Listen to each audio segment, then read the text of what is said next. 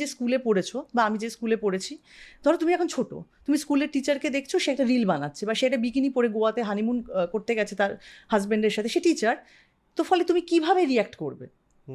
আমরা তো আমাদের টিচারদের দেখেছি শাড়ি পরে আসতেন, বিনুনি করে খোপা পরে এসে আমাদের বসতেন, আমরা দিদিমণি বলতাম তাদেরকে, মিস ম্যাম এসব তো বলতাম, দিদিমণি বলতাম, দিদি বলতাম, আলপনা দি, উত্তরা দি, এরকম সব দিদি বলে ডাকতাম আমরা।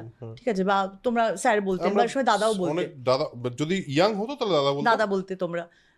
তো সেইখান থেকে আমরা এসেছি, তো আমরা তো এইভাবে আমরা তাদের কোনোদিন তারা ব্যক্তিগত জীবনে কি, সে তার পাশের বাড়ির সাথে ঝগড়া করে কিনা, পাশের বাড়ির লোকের সাথে, তার ব্যক্তিগত জীবনে সে তার বরের সাথে কিভাবে প্রেম করে, আমরা তো দেখতাম না।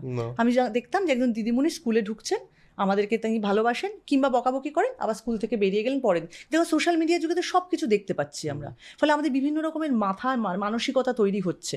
তো এবার এগুলোকে কিভাবে ডিল করবে, এগুলোর কি উপায়, আমরা কিছু জানি না, এগুলো জানি না আমরা কিছু।